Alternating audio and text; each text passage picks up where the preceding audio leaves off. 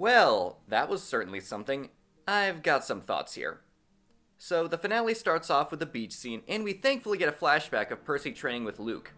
I like this. It establishes Luke a bit more and Percy's friendship with him. Then we get the fight with Ares, and I like that Percy challenges Ares to first blood to make it more believable when he beats him, as opposed to in the book where that wasn't a stipulation, and Ares needed to be forced out by other means. As for the fight itself, I was disappointed by how short it was. The finisher with Percy summoning the giant wave, showing off how powerful he's implied to be, is pretty cool, but for the fight to be Ares toying with Percy for a bit until Percy gets pissed, and for it to end less than 7 minutes into the episode, I was underwhelmed. Percy knows all this is Kronos doing right off the bat, but Ares appropriately denies Kronos manipulated him.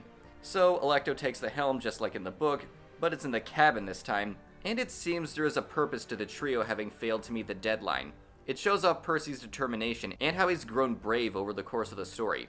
He takes Annabeth's necklace and he goes to Olympus.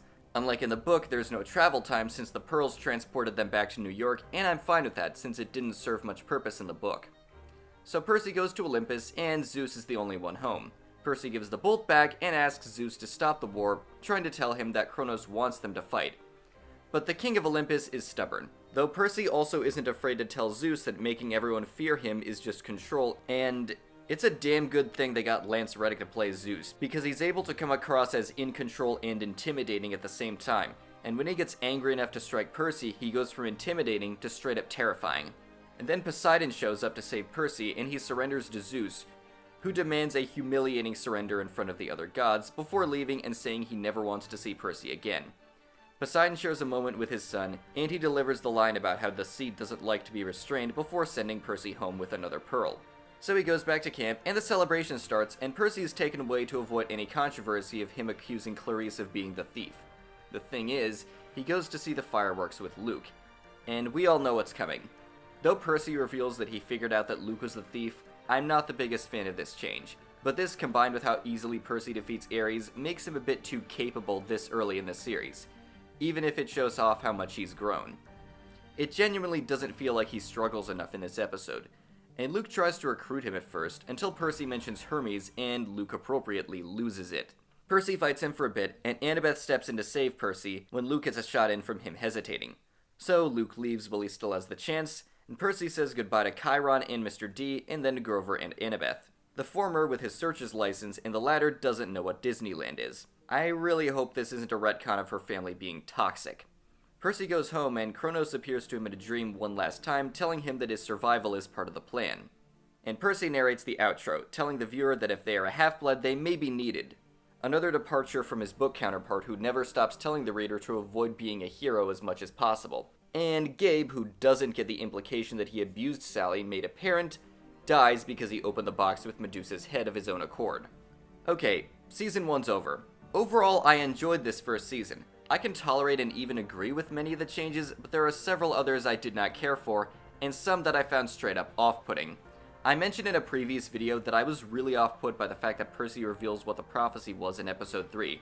Because while it added a nice moment where the trio learns to trust one another, it also took away from the tension the prophecy had in the book, with it constantly hanging over Percy's head that someone was going to betray him.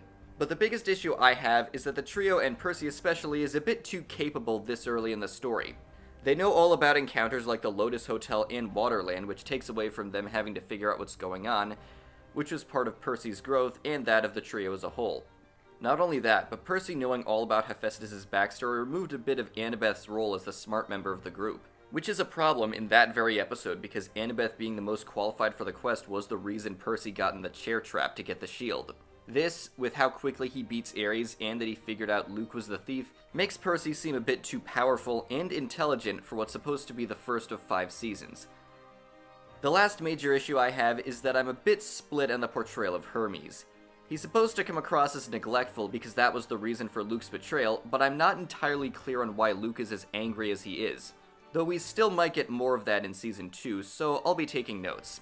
Also, the fact that Disney seems to have toned down a lot of the dark topics from the books have made the story lose a bit of its identity, but it isn't too bad.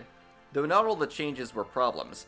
I like the depth added to Medusa and Echidna, I love the update to Ares, I love the acting, especially Adam Copeland and Lance Reddick, And I do think the show understands the characters and themes of the story.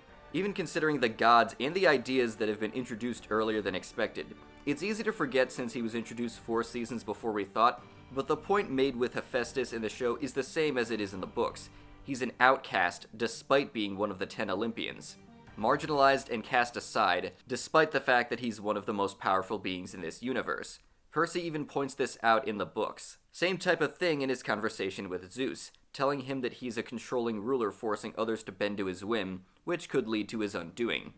An idea that isn't fully explored until later in the books. Despite all the issues, I am going to continue covering the show if we get another season. And like I said, I did enjoy Season 1 overall, even with its shortcomings. Besides, if there's something I've learned from recent book-to-TV adaptations, it's that Season 1 can be awkward, but Season 2 can be better.